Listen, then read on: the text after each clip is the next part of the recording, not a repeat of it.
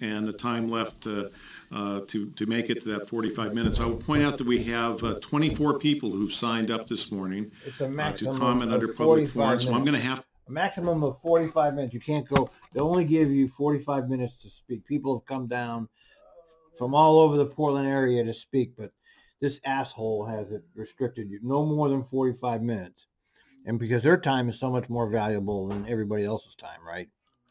To limit you to two minutes this morning. 2 minutes. You give me 2 minutes. Isn't that nice of them? Timer. You have a timer that gives you some warning about yellow about 30 seconds before your 2 minutes is up, and then you'll see the red light go on when it gets to that. The red light go on. If you're not wrapped up, I'll ask you to wrap up. The other thing I would say, it looks like we got a number of folks. I saw the email about the dressing up in yellow and coming in to talk to us about no fares. If you're all saying the same thing, I'd encourage you to just get up and say "me too," or "I agree with the previous speaker." Why don't you fuck off, Warner? Okay. Here to help us get through everybody, make sure everybody has an opportunity to comment and provide input to the board. The other thing I'll say before we get started, I want to make sure everybody understands we've not had any fare increases since 2012. Is that the right year? And they won't tell you that they've increased the payroll tax 3 times since 2012, and they've issued, I don't know what, $750 million in new bonds. But they're not going to tell you that. They're going to tell you they haven't increased the fare. Okay, they're going to lie and cheat and steal. See? Right, Eli? And we have none planned for the next budget year, the 2021 year that we're going to be considering here shortly. Okay, thank you. So with that, I just want to, before I get... What? Where does this guy live? Somewhere in Beaverton. He's a retired city manager. He makes a $10,000 a month public pension plus a Social Security. You want to get this guy's attention, go to his house. You're right. Had you come up, I want to get that into the record. So I'm going to call you up 2 at a time, and again ask you to cover your information in 2 minutes. If you have additional information to provide, we can because he's had a whole lifetime written materials to our board secretary. Maybe raise your hand over there. Just get it to her, and we'll make sure that gets to everybody here on the board. So I'm going to call you up again, Bill. Is it Greisaris? Hey, Bill, there's some Greiser and Drew Sinclair. Just give us your name for the record. I didn't go to the famous one, no. Thank you for the opportunity to testify. My name is Bill Greiser, and I teach about the brain and behavior. I teach neuroscience at Portland State University. Like many here, my family and I rely on TriMet to get around. My spouse and I board the bus daily to PSU and OHSU, and our 2 boys reach their own jobs by transit. I'm deeply aware and respectful of how important TriMet is to the economy and health of our community. I'm also the neuroscience coordinator for an all-volunteer outreach nonprofit known as Northwest Noggin, or nwnoggin.org. My artist colleague Jeff Leake and I bring area college students and grad students and undergrads like Drew, studying neuroscience and art and real extra human brains. We usually bring actual brains and some that are 3D printed into K-12 classrooms, youth correctional facilities, museums, pubs, coffee shops, tribal majority schools. We were at the Obama White House, the U.S. Congress, and rural public schools in Davenport, Washington, Grants Pass, Astoria, and LeGrand. When we visit K-12 students at PPS or Beaverton or Hillsborough or David Douglas, many of our volunteers also rely on TriMet to join us. One place we go is PAIR, which is an extraordinary Portland refuge for youth who lack access to safe housing. We've had powerful conversations with young people struggling with sleep, trauma, addiction, anxiety, depression, abandonment, bias, and often a sense that many, if not most people, pass them by without notice, as if they somehow weren't valuable human members of our own community. We've discussed the dangers of being homeless, more traumatic injury and sleep deprivation, just to name 2, and how this impacts brain development and function. Sleep deprivation, for example, prevents the nightly shrinkage of cells in our brains that wrap the tiny capillaries and allow for the fluid that surrounds the brain and spinal cord, called cerebrospinal fluid, to work its way through and clean out toxins. So if you have individuals who are not getting regular sleep, this has significant impact on everything that brains do, including how we perceive situations, our memories, and coping with additional trauma and stress. And if you or I were in similar circumstances, we've had the exact same difficulties remembering, attending, planning, making decisions, or tapping a TriMet hop card. So I'd like to call on the board for more understanding and more compassion for those experiencing homelessness. Thank you very much for your time. Thank you. Thank you. Yeah. I like the way they snap your fingers. Ready? Yes, please. Okay. Hello, my name is Drew Sinclair, and I'm a senior undergraduate psychology major and student veteran at Portland State University. Recently, I've sat with Bill and worked with homeless youth at PAIR, talking about brains and their experiences with trauma, addiction, legal issues, and just generally navigating a world that doesn't seem made for them. So it may seem intuitive to say that a study showed that Marines with PTSD had significantly higher rates of demotions, drug use, and punitive punishments. I think we'd expect that. We'd expect people who previously suffered an enormous amounts of trauma to do poorly with following rules and norms. It does feel much less intuitive, though, to offer that another study showed that 83% of homeless youth surveyed in Seattle were sexually victimized on the street, and nearly 20% of those met diagnostic criteria for PTSD. Neurologically speaking, PTSD may come in degrees of severity, but the types of dysfunction that are on the menu for those suffering are generally the same. The reason I use PTSD as an example is simply that most people are familiar with it. Studies are clear, though, that being homeless correlates with and exacerbates several mental health disorders, and the longer one remains in these conditions, the worse the disorders are likely to become, and the more unlikely they will be to recover from them. Again, you're probably all feeling that this somewhat intuitively makes sense. There's no surprise here. But what Dr. Greiser and I are offering is that if TriMet has an interest in bringing equity to the Tri-County area, then you should have an interest in understanding what it means to make a commitment to providing transportation to the people who live in it, which I have no doubt that you do. In this commitment, I'm granting that you realize the importance of learning about populations and the demographics you serve, which I believe is why we're here today. What I won't grant you is that most individuals suffering from homelessness are aware, capable, or cognizant enough to follow the procedures laid out by the Hop Card system, nor should they be expected to make their way to this meeting at 8:30 in the morning to explain to you why they tend to have so much trouble. Again, we should expect people who have previously suffered from these traumas to do poorly with following rules and norms. I don't think it's intuitive for those suffering from homelessness to understand exactly what's happening in their brains or why it's so hard for them to follow seemingly simple procedures. I hope, though, that you'll find it a logical next step to take the growing body of research and cognitive science into consideration when you create the next iteration of your FAIR program.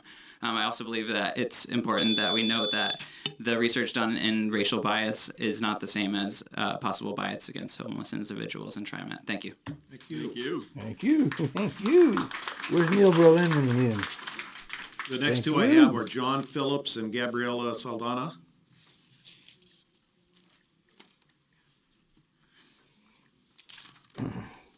Gabriela here? Oh, here she is.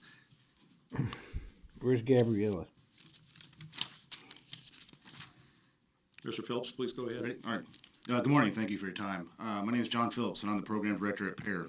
At PAIR, we work with young people experiencing homelessness. Oh, that's quick. No, you keep going. We work with young people experiencing homelessness and housing instability. We work to build an inclusive community and celebrate the uniqueness and beauty of every individual that enters our space. We acknowledge that living on the streets exposes our youth to trauma daily and that every day is about survival. We offer them a space to have their physical and emotional needs met and perhaps begin to hope and dream of a future beyond homelessness. We assist our youth every day in navigating services related to healthcare, mental health, housing, addiction, education, nutrition, clothing, hygiene, parenting, and many others. An essential part of this process is a reliance I don't remember on his TriMet. name. TriMet is the only mode of transportation our youth use to travel to and from these services. TriMet not only offers them transit, but safe transit. Taking the MAX or hopping a bus allows our young people to avoid many of the threats they face walking the streets. We offer fare when possible, but the need is too great. It has been my experience that many of our youth find themselves unable to pay fare on a daily basis due to lack of income or access to resources. Without fare, they must make a decision. They can take transit to their appointments, shelters, schooling, and other services and risk a large fine. They can possibly travel on foot and risk their safety, or they can remain where they are. Our youth choose to take the risk. Our youth choose to move forward. However, if they are stopped on transit without fare, the enormity of the fine is too great. If you don't have $1.25 or $2.50 to pay fare, a large fine is insurmountable. They cannot pay. It creates another barrier for our youth and is a crushing defeat to their drive, motivation, and movement off the streets. I believe that supporting those experiencing homelessness and housing instability is a community responsibility. I ask for compassion and more inclusive solutions, more equitable solutions, not higher fares or extreme fines for those without fare. Thank you. Thank you. Thank you. Hi, good morning. My name is Gabriela Saldana Lopez, and I'm with Opal Environmental Justice Oregon. The last time that you heard from me, I talked about the need in our community to create a reliable and accessible public transportation system without raising fares. While we are, excited to hear that TriMet announced that it doesn't plan to raise hikes in 2020, we will continue to organize the community until the board of directors agree to a fare moratorium. For TriMet to be a true leader in public transportation, it must set and lead a better vision of what transportation system can be. Other cities implemented low-income fare before TriMet. Other cities have implemented dedicated bus lanes before us as well. And now Kansas City has a fareless system, while TriMet looks to increasing fares in the future. The nearly 26,000 riders in the low-income fare program shows that there are so many people who are struggling to get by in the Portland region, and many more, because those who do not qualify for low-income fare will be the most impacted by a fare increase. If you do so in the future, there is no promise that there won't be an increase in 2021. You will hear from various community partners and Bus Riders Unite members today that you cannot keep future fare hikes looming over our heads. We hear you when you state that there is an increase in cost, and yet your budget does not show the prioritization of equity in the way that we, the community, want to see it. And that means increased frequency in areas outside the inner city, demilitarizing the system, and Youth Pass for all youth. TriMet also missed a huge opportunity to receive more resources from the 2020 transportation bond by going against the needs of our communities and saying more money for bus service is not a priority, and a solution could be processed through I can't say budgeting process, but you know what I mean. Everybody participating in our budget process. And I'm saying this just so that we're not just a checkbox. We don't just want to go through the process. That's why people can't just say me too on things that they agree with, because our experiences are unique. Yeah, me and too. they're not all the same. And we're Right, nobody can say me too. That's disrespectful right off the... If you agree with one of the other What a speakers... way to set the tone, right? Yeah, right. What a way, yeah. We're here to listen. Hear you. Yeah. Just fucking say you. Just hurry up and get the hell out of here. You know, so we can go ahead and depress you. You know, they're oppressing... These people are oppressing you, and all of these people are so polite. We're, not just a checkbox, so we call for a fair moratorium. How about fare free? How about the Intercapital Project?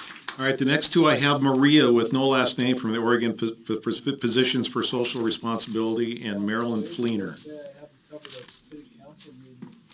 Is there a Good city morning. council I'll meeting just going start on? it. My name is Maria Landin. I am representing Oregon Physicians for Social Responsibility.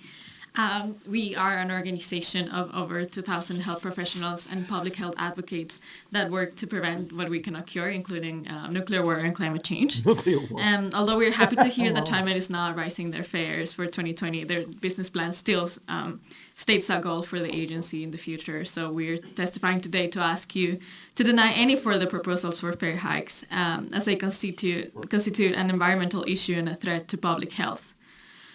Free rides are an effective way. These are physicians talking.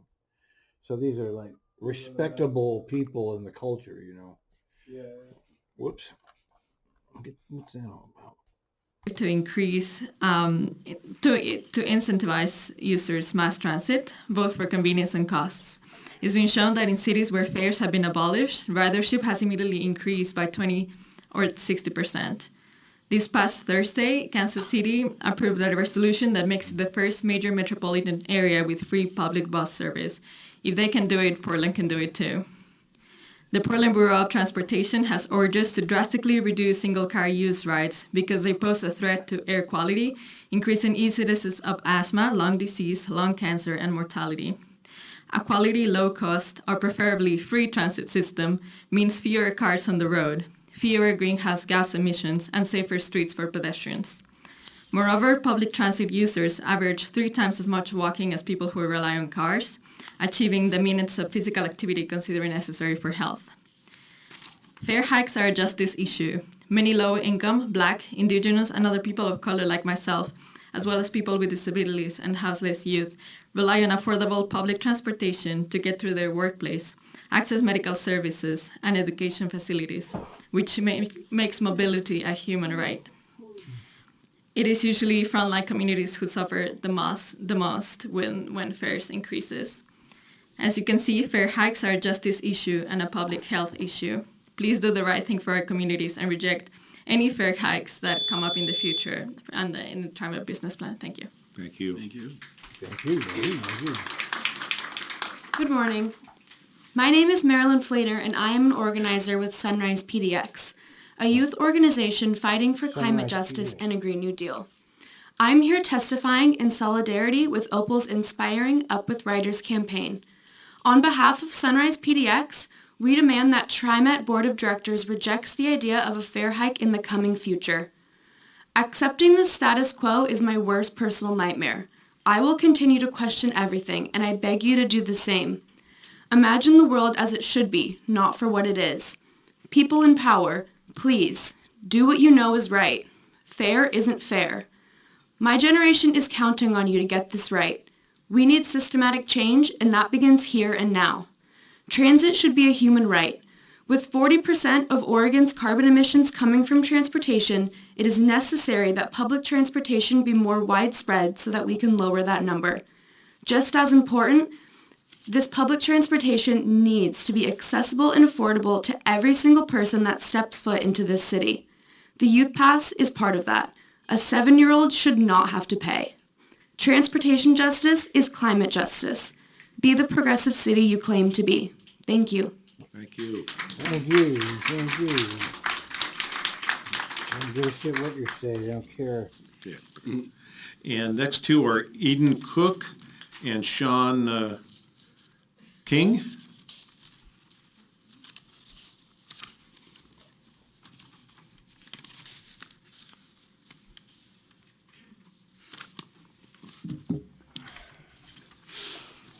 Good morning. Good morning. How you doing, my fellow humans? Hello, my name is Sean. I'm here on behalf of all those that can't because we still have fares for public transportation. I'm here because on some days I have to choose between paying for a bed in a homeless shelter or paying for a ride. Days I choose to pay for my ride to get around the city, I have to go without a bed. Days I choose not to pay for my bed, I'm walking anywhere from 25,000 to 45,000 steps. To give you an idea of how many miles that is, 25,000 steps is 12 miles. 45,000 steps is 20 miles. In a day to find work because, well, we all know how an at-will state works, right? Portland, aren't you progressive? At least I thought you were when I moved here. We should be following KC and Olympia with free transit.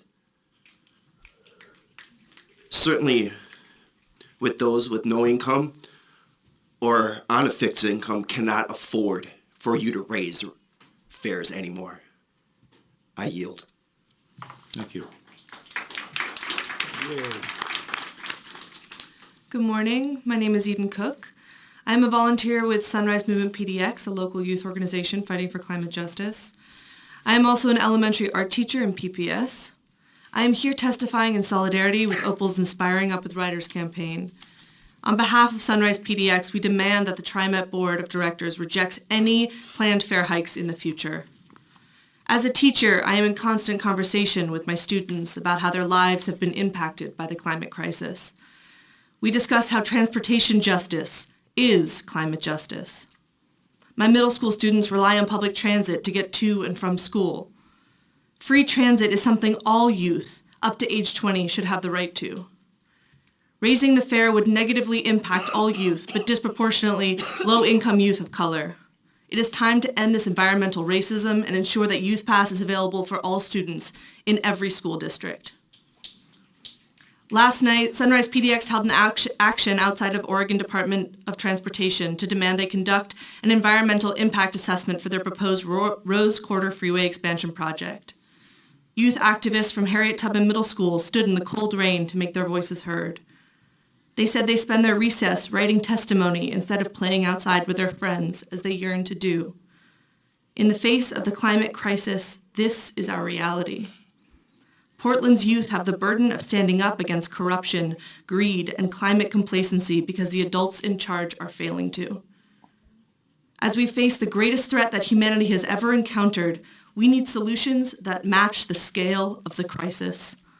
On a local level, this looks like no more freeway expansions or militarized fare inspections, but instead rapid bus transit, bicycle and pedestrian infrastructure, and a city with fully fareless public transportation. That's right. TriMet, use your power to free your riders. Thank you. Thank you.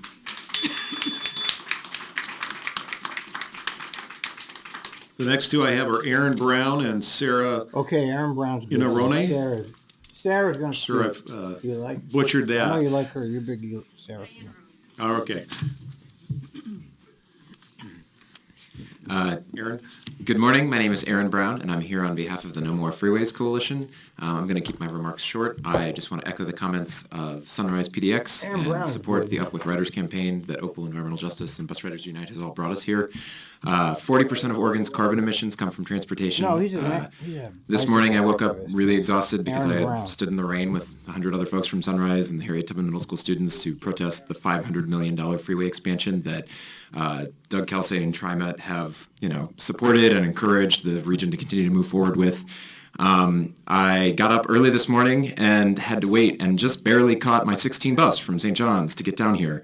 It was stuck in traffic multiple times, and as we passed through Northwest Portland, I passed by all of these giant oil trains. It's terrifying. What are we doing? Yeah. This is the world we currently live in, and to build the Green New Deal, we need to retire the gray old deal. And the gray old deal is freeway expansions and oil terminals. And the Green New Deal involves having a bus that shows up every 5 minutes, connecting every neighborhood to every other part of town. It means that low-income riders are not burdened by fares. It means that we know that we have safe, reliable transit, that everyone in this town and all of the people that have shown up at 8 in the morning to be here to talk to you, to demand accountability, that TriMet has an opportunity. The folks in front of me, this is your legacy we're talking about. How do you want future generations to remember how you chose to act when we knew that we had 10 years to address the cataclysmic climate crisis that some folks in front of me will see throughout the course of their life, but not all of them.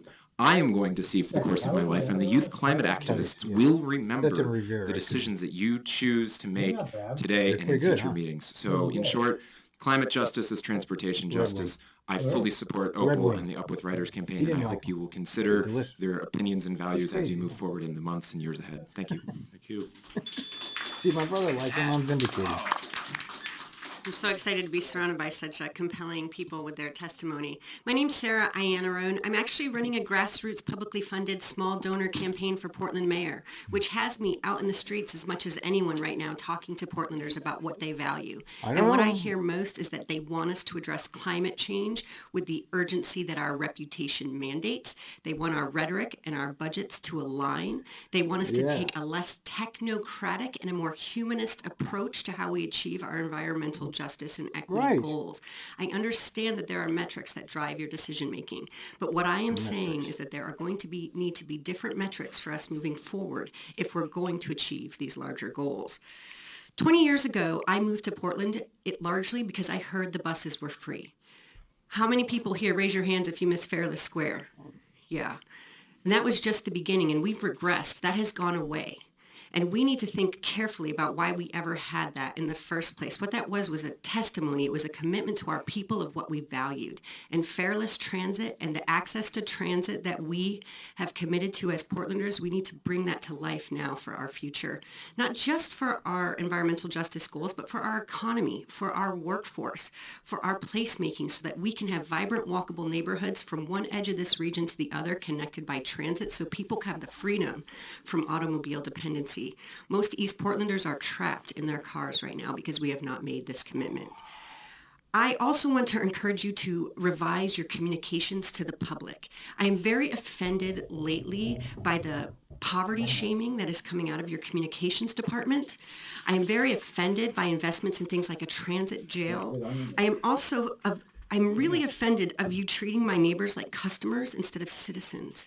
We are here. Transit is a right. It is not a consumer good. It is a public good. And I really need you, the board, to drive this shift in values back toward what we as Portlanders know we are committed to and have that reflected in our budgets and our decision making. Thank you. Thank you. Yay. You didn't like that? I thought that was a great testimony. All right, the next two I have are Cecil Prescott and Julie DeGraw, excuse me. Come on now, don't be like that. It is. It's a bunch of characters on the TV screen, man. When I see them in real life, you know what I mean? I see, I don't, it's a bunch of cowards, honestly. Good morning. Good morning. My name is Cecil Prescott. I'm a minister of faith formation at the Ainsworth United Church of Christ in Northeast Portland. I'm here this morning with Jobs with Justice. It's a broad coalition of over 100 faith, labor, community, and student groups which advocate for a safe and healthy environment for all peoples. We're here to support the Up with Riders campaign and to acknowledge the testimonies we have heard and shared this morning. What we seek is an alternative vision of what the world can be. Up with Riders campaign is to free the system, free it of fears, free it of profiling and criminalization, and free it of traffic. What does it mean? What does it mean to offer a different vision? All over the country and indeed the world, people are rising up against an unfair transit systems that they encounter. We envision, rather than fares going up, fares going down, and ridership going up, with less needs for militarized fare inspectors that can get you a criminal record. Minimally, we seek to continue the quest you heard this morning for a fearless transit system for all.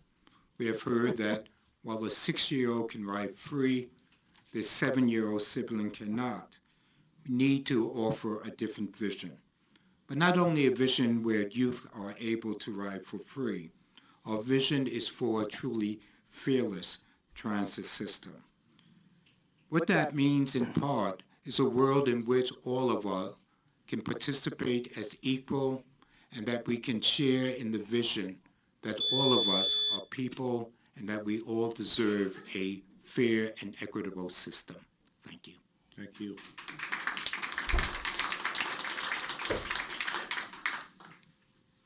All right, thank you for giving us an opportunity to testify today. My name is Julia DeGraw, and I'm the Executive Director at Portland Forward.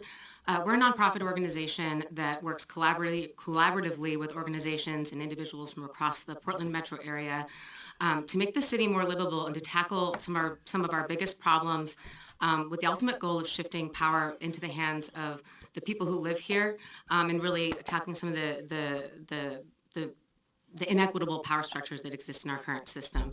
And this includes making the city a desirable place to live all the way to its edges, not just in its urban core. So obviously a big part of our vision is an equitable transit system with massive increase in expanded service for people in East Portland and throughout the entire city. And we fully support this coalition effort demanding no new fare hikes. That's not a way to fund that expansion. We need to be looking for alternative sources and other ways of funding the expanded service that's so needed to get people out of their cars and onto buses and to make our neighborhoods more livable and equitable. I want to also echo the value that climate justice is transportation justice. You can't separate these things. And we absolutely do need to increase ridership. We're not going to do that by increasing fares. We have to find a way to match our values by funding what actually matters, which means making transit accessible, making it reliable and safe and frequent for folks all throughout the city where you can walk 5 minutes or less, catch a bus every 5 minutes and get any direction you need to go in Portland. And of course, I second the idea that we need to fully fund Youth Pass, close that gap. This is the minimal things that we need to be able to commit to doing.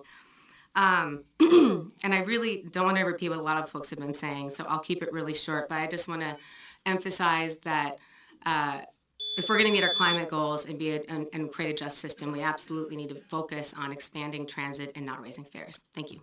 Thank you. Thank you. Thank you. Thank you. Next two I have are Tracy Farwell and Edith Gillis.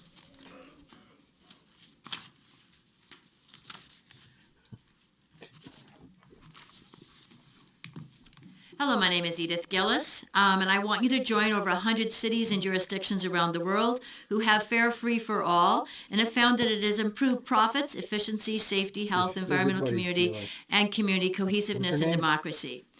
I suggest you read the Common Dreams article on this, and also Who's Afraid of Fare Free Public Transit, May 25th, 2018, and freepublictransport.info, listing some of these cities and how it improves it.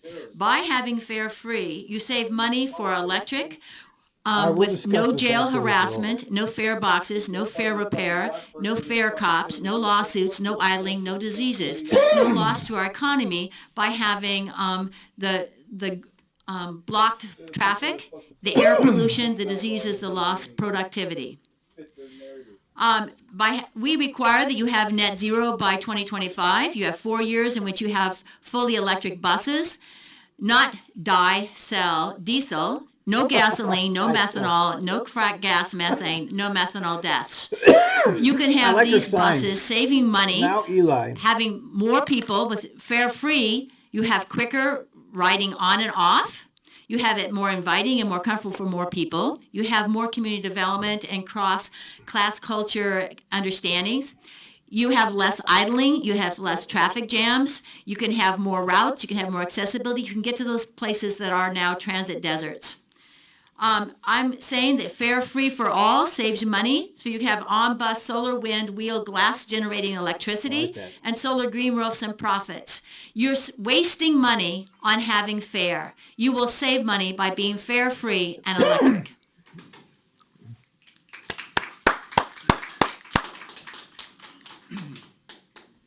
President Warner, members of the TriMet board, for the record, I'm Tracy Farwell, retired transportation engineer and unretired to deal with the ongoing climate threats.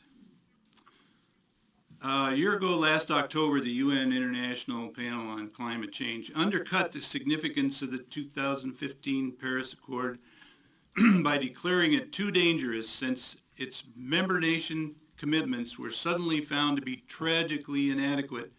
New goals were set involving a forced decline of carbon emissions by about 50% in 10 years. If you read TriMet's non-diesel plan for its fleet transition to zero emissions, published a few weeks earlier than the IPCC report, it reflects ample due diligence, but it includes a built-in delay in acquiring zero-emission buses to replace current stock and service. To replace 350 buses in 10 years, you need 35 new buses every year. We have only 10 years to get this right, and the non-diesel plan is too unresponsive.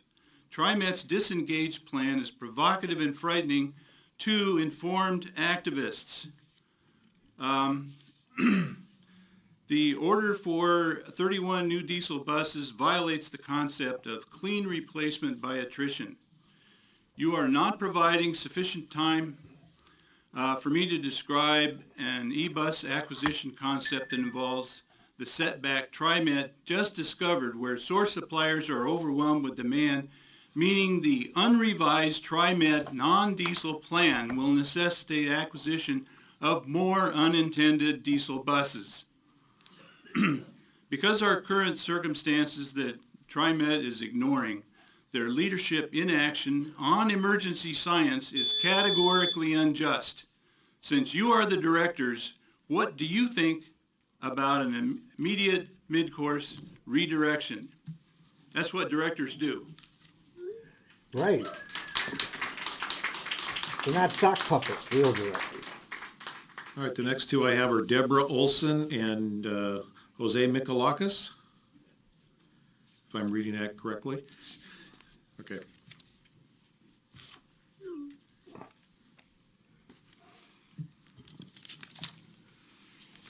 Good morning, board. I'm Deborah Olson.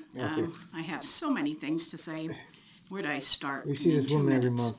First of all, She Walter gets says screwed over thanks. by He's still TriMet, having trouble getting to work on the TriMet lift. She comes every month. They sent a Broadway taxi. Doesn't do her any was damn not good. Wheelchair accessible. Yeah, she He comes was every 45 month and every minutes late month to taking work her just last Friday the 6th. Also, when Walter and my services were suspended in June, we stopped buying a monthly pass at $74 a month. I just pay for bus rides as I need them. I put a little money on the hop card, but I don't do the $74 a month. That's actually saved me a little money, quite a bit, almost $400. And times two, what can I say?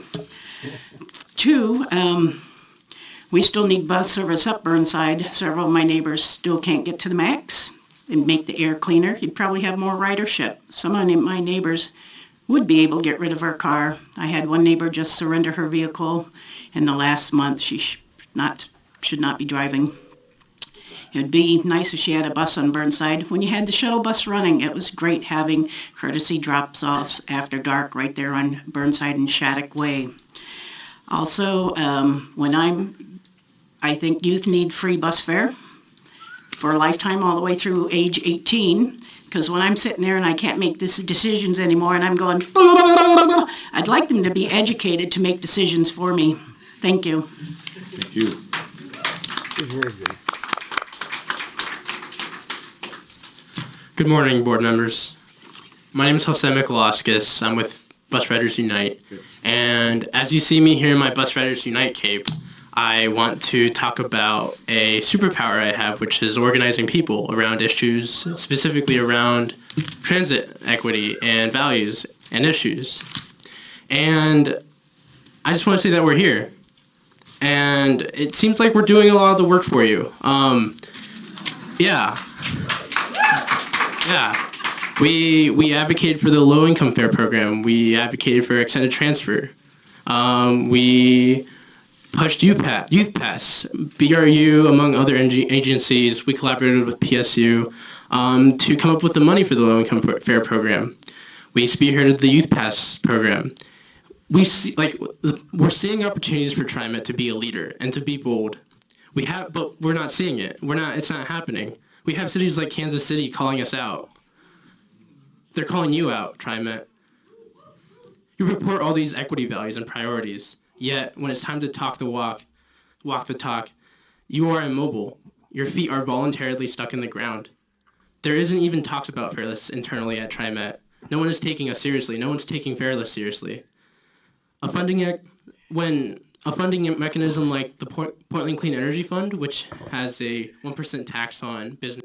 Yeah, nobody's talking about it until today, and now it's all over the mainstream. TriMet board members can say they're considering a fairless system. What crap? They're not considering it.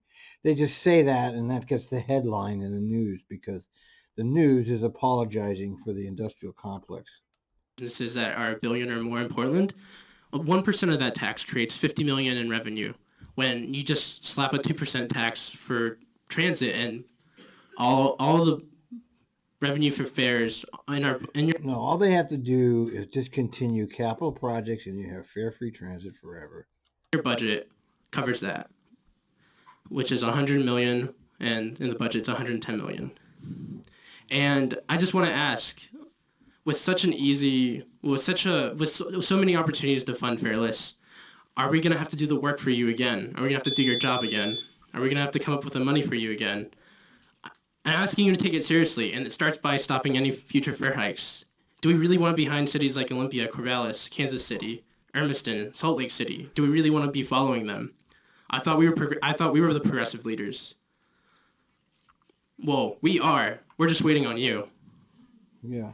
And yeah, are you listening? Because we're here. We're talking about it. We can get the fairless together. It just starts with you guys. We need to take it and taking it seriously. I like that he's going over. And there is no leadership at TriMet that believes in fairless. When we can have a fully subsidized transit system, and it starts with you and stopping this fare hike. And I just want to say, up, up, up with riders, down, down, down with fares. Up, up with riders, down, down, down with fares. Up with riders, down, down, down with fares. I mean, Thank you. It's a little corny, but it's, it's better than nothing. All right, Val Hoyle, our Oregon Labor Commissioner. Thank you for coming.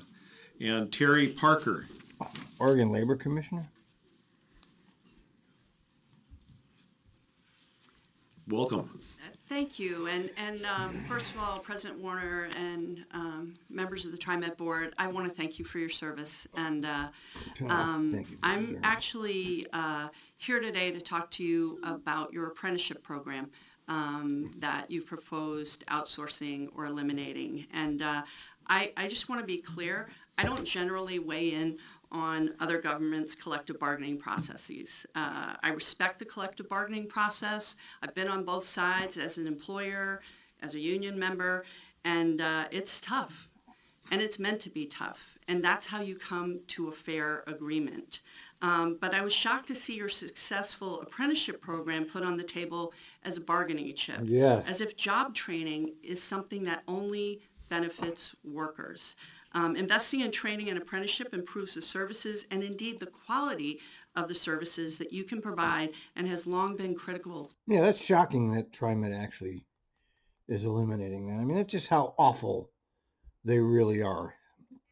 You know, there's no excuse for that, and people don't seem to understand the significance of their anti-union behavior, which has been going on since McFarland, and it continues under Kelsey, nonstop.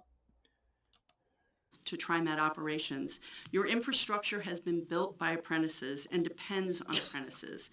There were more than 200,000 hours of apprentice work on Telecom Crossing alone. You even have a senior staff person who sits on our Oregon Apprenticeship and Training Council, whose job it is to improve, evaluate, and hopefully expand and advance apprenticeship programs in the state. And you're proposing to eliminate or outsource your program. So here's what you're proposing to eliminate or outsource. You're proposing to eliminate a job training program that produces highly qualified employees for middle to high wage jobs that you have difficulty filling. And yours is one of the most diverse programs in the state. So nationally, we've seen the Trump administration gutting protections for quality apprenticeship programs. And, you know, here you're looking to use yours as a bargaining chip. And that just doesn't seem to align with Oregon values or your values. Yes. Because I know you and I know what your values are. So, No, you don't know what their values are. Their values are anti-union.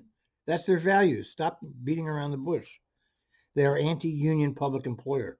And they can get away with it because the transit union is weak and because people don't care about bus drivers. I mean, they try this shit on the state workers and it doesn't work because the state workers are much more respected, much more power.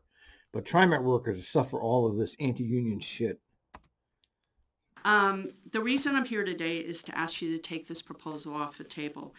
Using career pathways for your future workforce as leverage against your employees makes no sense, and I sincerely hope that you reconsider your position. And what I will offer you is if there are issues with the apprenticeship program and how we're working with you, I want to be available, I want to work with you, but please reconsider your position in using this as a bargaining chip in negotiations. Thank you. Thank you. That's the labor commissioner giving them a lecture. Okay, that's not the union. That's the labor commissioner. Appreciate it.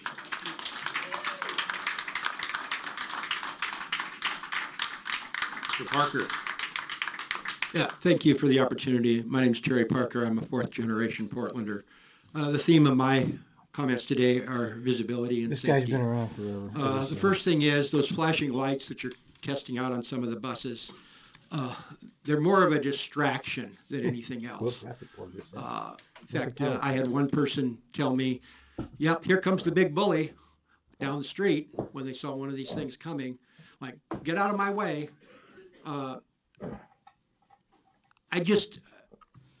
When you wear glasses, they catch you on the corner of your eye and everything, and I think they're a safety hazard. That's number one. Number two, the color of the new buses, the dark blue. They're stealth at night and in dark days and in the fog. The three stripes that had the reflective stripes on it from an older pattern are much better. You need to put a stripe on those buses or something so that you can see them better after dark in the dark days. And three, although we have a Vision Zero here in Portland, we have zero vision street lights that cast shadows on everything. And I've been here before and I've advocated for pedestrian scale streetlights. I'm putting on my neighborhood hat now. On 60th between Halsey and the Max station. This is a pedestrian corridor that services Max.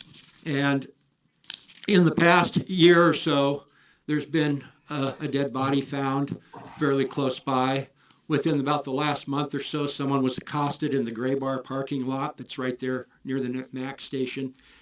The cost of these lights are about $300,000. They're going to be putting in new sidewalks. The city has agreed to look at the lights at the bus stops, but the whole street should be lit with the street of identity because it's a pedestrian street. So all we have to do here is find somebody else to pay for it, like everything else that's been presented today, somebody else to pay for it. Thank you. Thank you. Thank you. All right, the next two are Mario Mijares from Bus Riders Unite and CJ from Bus Riders Unite. CJ.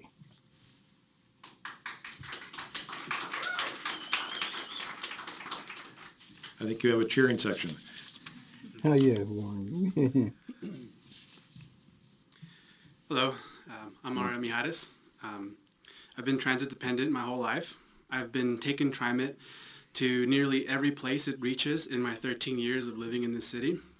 Earlier this year, I bought my first car and started working in delivery services. Now I work for a nonprofit down the street from here. So as a cyclist, a transit user, someone who's worked in delivery service, and now working in the city, I have a well-rounded experience on what it's like needing to get around in these parts of Oregon. I prefer the bus. The problem is I now have a job that requires me to drive to places. It's too time-consuming to take the bus from where I live. With so many new businesses on the road, such as Uber, Lyft, DoorDash, Postmates, Grubhub, Instacart, Amazon Prime, and so much more, traffic is crazy intense. It's ridiculous how many of us are out there working these types of jobs on any given moment. It's literally nonstop. Mind-blowing when you really think about it. Also, if you stand on any street for any amount of time on any day, most of the cars you'll see only has one driver, just one person. I want to live in a city where public transportation is free and service is frequent, where there's designated bus lanes and a bus stop everywhere. Let's do all we can to have less cars on the road. I want to be able to take the bus to work, and if I need a car, I can rent one like how I rent those scooters. We need to come together, open our minds, and think bigger. Everything needs to change. Our perception on how we usually go about business as usual has to come to a deep reflection because guess what? This isn't working for us. None of this is actually working. It's functional. Yeah, I can take the bus and get around, but it's still totally oppressing to our marginalized communities and perpetuating climate and local traffic issues. Don't get me wrong, I love TriMet with the capital L, but at the same time, I've been profiled by TriMet police, cornered by SWAT teams to ask for my fare, and at times I didn't have my fare when I was a college student and had been ticketed, and that dramatically changed my life for the next 2 years where I had to dig myself out of a hole. This is how it's impacted me. Thank you. Thank you for your fucking piece of shit. They don't care. Good morning, members of the board. My name is Cordell James Funches Rodella, but you can call me an unsatisfied rider. I rely on public transit to go anywhere in the city. I do not have the funds for a car, nor do I have the funds for any of the previously mentioned ride-sharing services such as Uber or Lyft. The reduced costs for low-income riders is giving me some breathing room, and I appreciate the policy and how quickly you implemented it. But even then, I must pay for a service that was designed for those in my economic and social class, when it has been proven that such a policy of overpriced fare only drives away riders. Unnecessary policies made for the sake of increasing your wealth is the reason that I stand with Bus Riders United in Opal. I testify for a fare hike moratorium to remind TriMet that its duty is public transportation, not to shuttle the affluent. Also to remove the need of armed third-party fare security, as I fear for the lives of my brother and sister who will soon be riding. I've missed classes and work on more than one occasion because I did not have the funds for an all-day pass, instead having to walk more than 4 miles to get back home. Fare-free transit is important. It alleviates traffic during rush hour, as was shown with the Free Square. It reduces pollution and greenhouse gases, and it allows low-income families to keep a small but crucial part of their income that they need to spend just to get to work and to school. The passenger rail was killed by the automotive industry, but TriMet is going to shoot itself in the foot if it keeps increasing its fares. Thank you. They don't care, man. They're tax funded. All right, we're down to the last four now. By the way. Payroll taxes. So the next is They President can't Shirley Block fail. from our ATU and Peter Laffenwolf.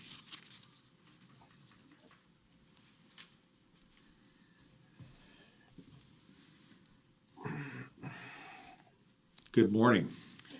Good morning, President Warner and Board. Okay, Dr. Kelsey, Shelley. I'm here today. My name is Shirley Block. I'm here today to support these young people in this room and also say, President Warner, you opened statement said TriMet hasn't raised fares since 2012. In my position at TriMet for over 40 years, I know for a fact TriMet front-loaded their fare. The public that wasn't aware of that. That's true. I She's was aware of right. it, She's the right. position She's that I was right. in. That's an important point. So, nice of you to say. You have to understand they that. didn't have a fare raise, but let's be truthful about this whole thing about the fares. It was front-loaded. That's right. With But that they said, raised it I'm also high here to say right then. I want to thank everybody for showing up today, and please listen to the community. They're here with something of a ask that you guys sitting up here can fulfill. All they're asking is to be able to get to work, have a safe, long life, and true, all of us are not going to be here to see the disaster with the carbon monoxide all over. Yeah. It's sad. Listen to your people and your employees. The apprenticeship program, that is a huge cut for your employees. And the community, it's a pathway. All we're trying to say is listen to the advice we're getting. We're not here to fight or want to take. We want to work with you guys. You're in a position to work with us, and that's what we're here for. If you put on some listening ears, as Judge Judy said, you would be able to understand. I can tell by your body language. That's what I watch when I'm sitting in this room. Some of you, you see people come up here day after day, every month, and your body language is like, oh, them again. Come on. Yeah, right. Work with the community. That's all we're asking here. Thank you. She's getting better at this public testimonies. I'm Peter Laffenwolf. I'm just a senior. He doesn't like this. I've been riding the bus primarily because of my concerns for the environment. TriMet talks a lot about the benefits of mass transit in terms of the environment and what was I going to say? Something else, doesn't matter. I just want you to recognize that my paying half fare still leaves me subsidizing mass transit, which helps everybody in the community, takes traffic away from all the drivers. And it's just, I mean, I'm trying to live on a $500 a month Social Security income. To have me pay for the transit in this city is just awful. That's all. Thank you. Thank you. All right. We have the last two folks, Chris Walker and Dan Gregory. Is that right? Gregorio. Okay, thank you.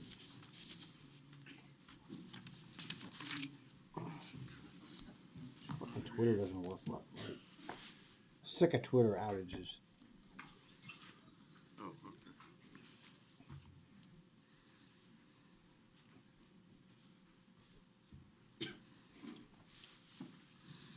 Chris, I think you're first. Yeah, sorry about that. Talking to you guys today about the LIFT program and our wonderful roads and streets. There is, I've noticed in the last several months with new vehicles, but also the old vehicles, need to be updated. Their suspension on buses needs to be checked in the vans. And the seats are very uncomfortable because I can go from Forest Grove, where I live, to wherever I'm going. And when I get on, I'm fine, no pain, no anything. And then a lot of the times by the end of the trip, I'm in a lot of pain. And so I'm just asking you guys to really consider creating a working group to address, maybe taking one of your trips on some of those vehicles and just feel what your customers feel. These are elderly and a lot of people with disabilities, people who who are fragile, and any bump, any jump in a vehicle, and I've been on a couple of those over big bumps and stuff that weren't seen in the road. Just needs to be addressed, because otherwise everybody's going to be impacted, and especially older people who like to get out and do things. You're going to see a lot of homebound people, and so yeah, that's very important to me, and I've personally experienced a lot of pain from these vehicles as I'm riding around the city. It's just, yeah, the road. I know you guys don't have a lot to do with the roads, but you can really work on the bus and lift, the van and wagons part of it. So thanks. Thank you. I'd not heard that before. Thanks for bringing it to attention. That's because you don't listen to the scanner, Warner. Because you don't give a fuck about the actual operation. Good morning, Dan. Good morning. Yes. I just start. Oh, yeah, I'm here on behalf of a lot of handicap that I see on the buses and et cetera, and seniors too.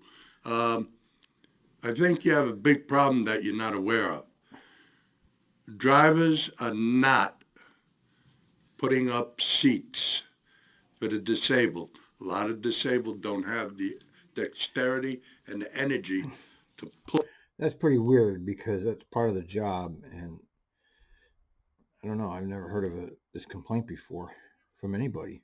Pull those yellow things out to raise the seat, all right? And they're sitting in the bus seat, the driver's seat, and saying, do you need to be secured? Well, if they're not putting up the seats, what's the point of asking me if I want to be secured? All right. The other thing is, I've never heard that before, ever. Several occasions, for myself personally and for other handicapped that were using their mouth to drive the look, this is an ex-bus driver right here. The drivers are not moving people out of those critical seats, right? All they can do is ask. They can't force anybody to move. It says required to move, not asked to move. I got into a fight. I'm still pretty good with that. Not that I want to be that way, but I'm from New York. You have to excuse me.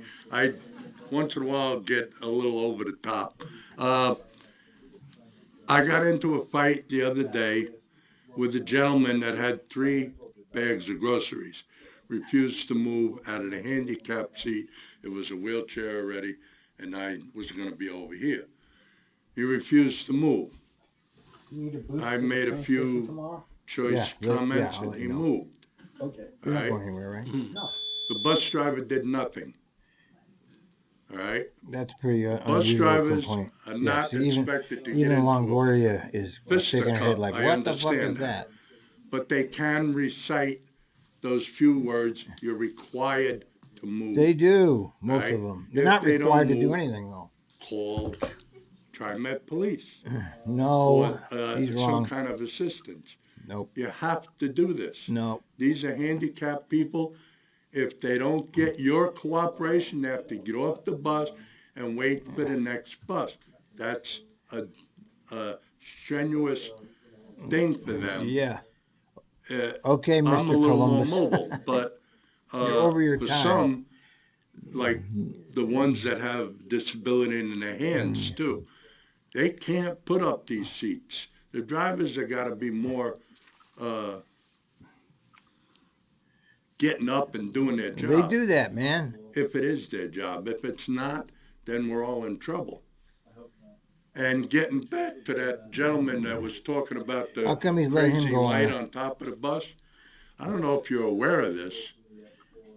There are people that can get seizures from those lights. Look at Mary. Look at her. I don't know if you're aware of that. I think you should check that out Look at with some medical people. And I know of this guy is going on and on and on. no less, without exaggeration, He must be on no 5 less minutes. than 12, 15 people right at the VA that have been rushed to the hospital by fire department, ambulance, strobe lights going down the street. They're going that way, the lights are going this way, they go into a seizure, right? So I think that's another thing you have to consider. I know I'm over there, but you really, really have to ask the drivers to be more. We do that. This guy, I don't know, maybe he had one bad experience. More exercise. Great. Thank you for coming today. Thank you. Now get the hell out of here. Well, that concludes the public forum today. Yay. I do want to, on behalf of the board, want to thank you all for taking time out of your. Yeah. Okay. Are you on the phone or are you off the phone? Okay, I need to comment on this a little bit here. Those were excellent testimonies. But it doesn't go anywhere. Now we're going to see,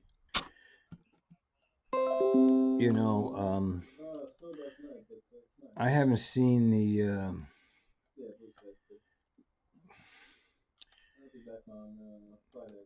no, Saturday. Look, this here, see this tweet here? TriMet, 2 TriMet board, this is bullshit, okay? 2 TriMet board meetings say the transit agency is beginning. That's bullshit. Okay, they're just saying that because there's this big controversy. This has never been brought up before. As a matter of fact, it's been talked about as not being feasible, but because of all this big controversy in Kansas City, we just decided, and all of the media is now pumping this out. Okay, this is bullshit, and nobody should fall for this kind of bullshit. Just because they say something, it doesn't mean anything. 2 TriMet boards said the transit agency is studying the possibility of eliminating fares, though no concrete plans were discussed. The comments mock a turning point for TriMet leadership. That's such bullshit. Are you going to fall for this? That's fucking bullshit. Okay, don't you see that? After all this, they go, oh, by the way, we're looking at it. That's a turning point. I can't believe the media. Well, I can. The media is such garbage. And you got anything to say about any of this, Eli?